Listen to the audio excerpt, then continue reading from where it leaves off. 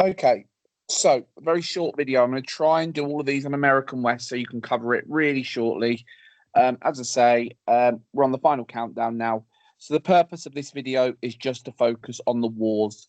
Now, the likelihood is if you were going to get a question on these, it might ask about the narrative of the wars, but you could be very much asked about the consequences of them, or I wouldn't be surprised about the importance to relations with the indigenous people. So what you need to know about the wars are what the causes were, what the events were, and then what the consequences were following it. Now, these are the 5 wars you need to know. Now, if we're taking a shot in regards to last year, the Battle of the Little Bighorn came up last year. There's a few that haven't really stood out in terms of coming up. The Wounded Knee Massacre definitely hasn't come up for some time. Same with Little Crow's War. It came up quite a while ago, so I wouldn't be surprised if it made an appearance. Consequences of Red Cloud's War wouldn't also go amiss. So, just going to go through each war, and I'm going to just really break down the causes, the narrative, the consequences. So, Little Crow's War. If we had to summarize this, it was caused by indigenous people starving on the reservations, and they fought back. Please remember, in the exam, you do need to refer to the individuals as indigenous people. In this PowerPoint, it does still mention Native Americans or Plains Indians.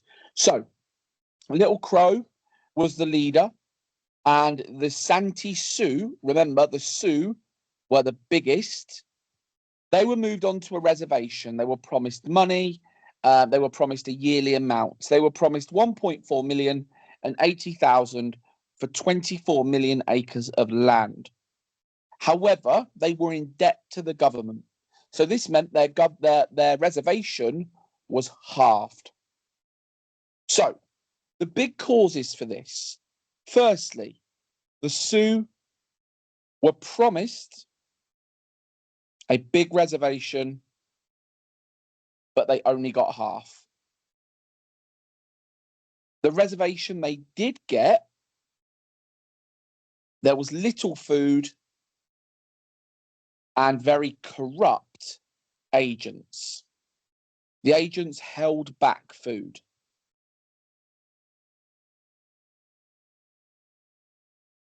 By August 1862, they were starving. They were eating dirt. They were eating rocks. They were absolutely starving. And this led to them fighting back. So you need to remember the causes of Little Crow's War were broken promises by the government because they only got a smaller reservation. They had little food given to them and very corrupt agents who held food back and charged them quite large amounts. But the biggest trigger was by August 1862, the Sioux were starving. That was the main cause of this war. Now, the narrative. At first, they targeted the warehouse where all the food was. All Little Crow wanted to do was to get the food to feed his tribe. However, the warriors took it too far. And the warriors ended up burning down the warehouse. But then they took it even further by attacking the white settlers, including occasions of rape. Now, and as you see in the text here, 700 settlers were killed. The US government had to get involved to put this down.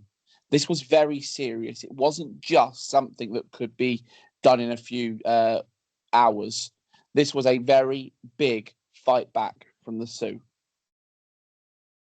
The consequences were very serious for the Sioux.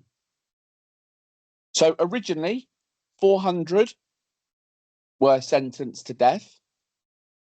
However, President Lincoln got involved and said that they could only execute with evidence. As a result, 38 Sioux were executed. But the biggest consequence of Little Crow's War, they were put onto a barren reservation. Barren means just awful. 400 died in the first winter on this reservation. And it says here, Chief Sitting Bull, who was a very influential chief, visited during this time, and it affected his attitude to the white settlers. So this war and the consequences caused more tension between indigenous people and white settlers, in particular as well, the government. That's all you need to know for Little Crow's War. In terms of the next war, now, a lot of these wars, you've got to remember, some things don't actually happen in terms of actual fighting. But what we need to get is the Sand Creek Massacre, which in turn was a massacre of indigenous people. Now, the causes of this, the narrative and the consequences, you will start noticing some similarities in regards to the causes. But one of the biggest causes for a lot of these conflicts was the finding of gold. So, War on the Plains, so the Sand Creek Massacre, gold was found in Colorado in 1859. So in 1859, gold was found in Colorado. And remember, when gold's found, people move. Now, this led to thousands of miners traveling, and they demanded that the government do something about the Arapaho, Cheyenne, and Kiowa. Now, the land that the gold was found in was given to the Arapaho, Cheyenne, and Kiowa under the Fort Laramie Treaty. So, white settlers broke the Fort Laramie Treaty. So the big causes of this are gold, white settlers demanding indigenous people removal, and breaking the Fort Laramie Treaty. The white settlers breaking that treaty. So, what did the government do? They tried to negotiate with the Arapaho and the Cheyenne by giving them a smaller reservation without a hunting ground. They were worse off under the government suggestions. A Cheyenne chief called Black Kettle signed the treatment, but a lot of the tribes didn't accept it and fighting broke out. On the 29th of November, 1864, a force of 1,000 men led by Shivington attacked a Cheyenne village at Sand Creek. So in 1864, 1,000 white settlers led by Shivington attacked the Cheyenne at Sand Creek. Black Kettle was flying a white flag because he thought peace was in effect. Shivington didn't. 150 women and children were murdered, indigenous people. Some white Americans treated Shivington as a hero, but others called it the foulest and most unjustifiable crime. The other Plains Indians attacked settlements across Kansas in retaliation. Now, this was totally avoidable. There was no aspect of fighting because of the white flag. Now, the consequences are a little bit trickier. So the consequences, according to this, and I will just narrow these down, the Medicine Lodge Treaty of 1867. This is one that not many people will remember. But this is where the Arapaho and the Cheyenne were given a chance to move to a new reservation. So they were told to move to a new reservation or be treated as hostile. Even though they weren't the victim, they were still treated quite poorly. Okay. And in 1868, we had the Battle of Washita, which Black Kettle and a group who didn't agree to the treaty were defeated by Custer, who we remember later on. I don't want us to worry too much about that. What I do want us to focus on is, yes, they were told to go into another reservation. The government broke promises again. So with the Sand Creek massacre, the government promised compensation. Nobody got it. The government promised a better reservation. Nobody got it. They were told to accept the reservation or be hostile, which means they would be killed if they didn't listen.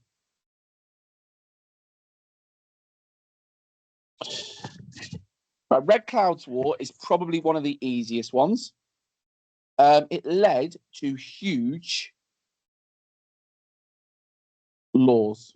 You've got to remember, Red Cloud's War, was a positive. So why did it happen? So first of all, gold was found in 1862. So in 1862, gold was found in Montana. And lots of white settlers were using something called the Bozeman Trail. Now, this Bozeman Trail broke the Fort Laramie Treaty. So in 1851, the Fort Laramie Treaty, remember, gave fixed land to the indigenous people. But in 1862, gold was found in Montana. The Bozeman Trail was used, and this went through Sioux land. And that land was given to them in the Fort Laramie Treaty. So the reason this happened was because gold was found and white settlers broke the Fort Laramie Treaty. Red Cloud, who was the chief of the Sioux, attacked wagon trains. The government tried to solve the problem by offering gifts and opening peace talks, but the government had already started to build forts along the trail. So if we just imagine this is the this is the trail that people are using, the government started to build army forts along this trail to protect the white settlers. That caused a lot of anger. So Red Cloud, Sitting Bull, and Crazy Horse continued to attack any white settler who used this trail. Now, it does say here that they also attacked forts. They were killing army groups, including a man called Fetterman. So what we realize with this is that the Sioux were winning. The Sioux were not going to back down. So what the government did is they came to an agreement.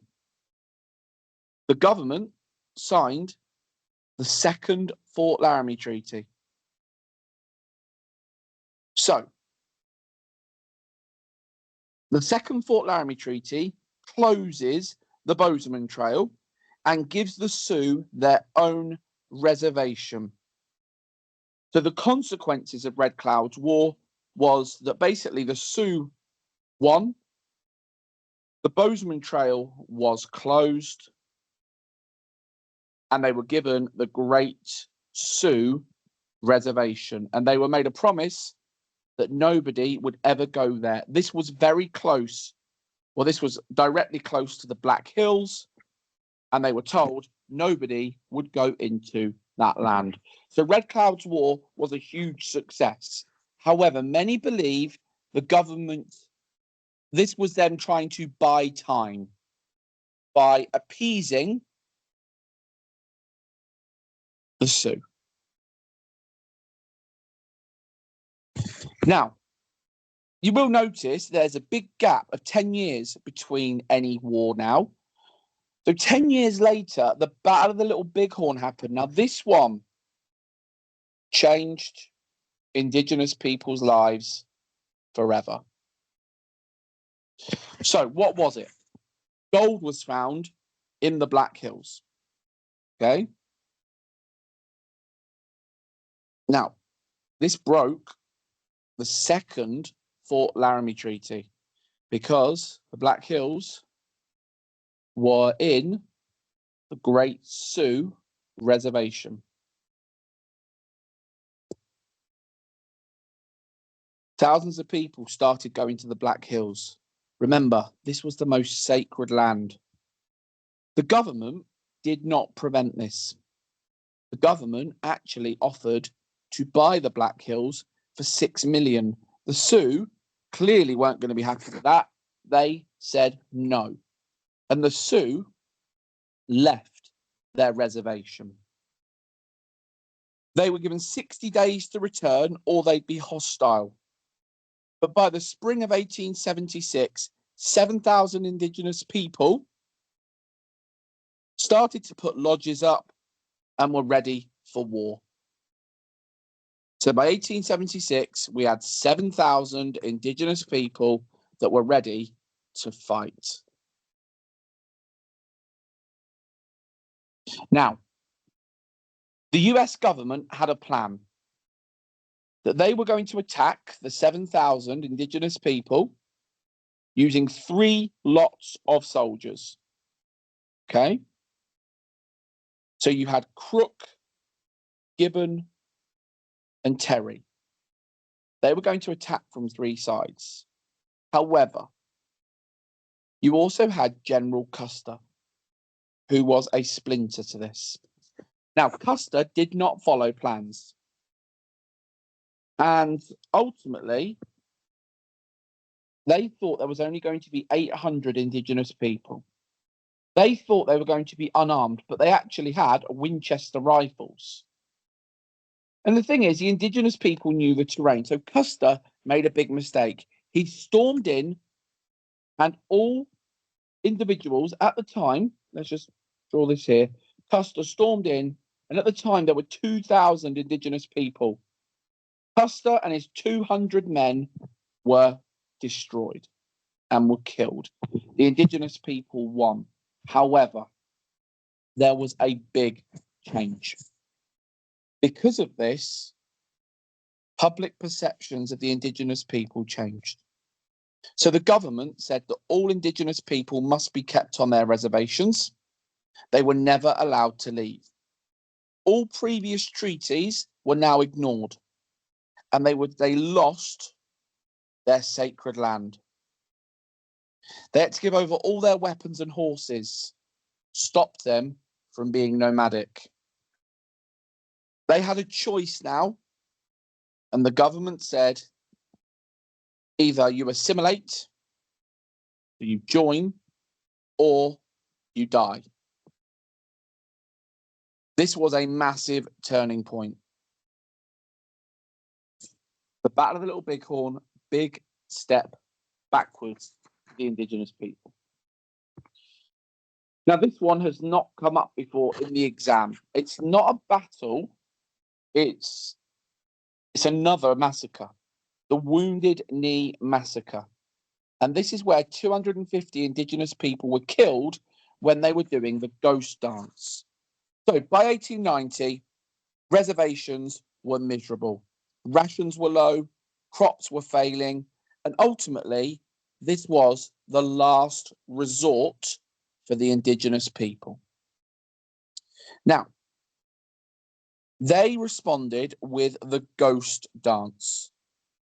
A man called Wavuka had a vision that if they danced, the Great Spirit would bring back the dead and all of the white people would be carried away. So they started to do this.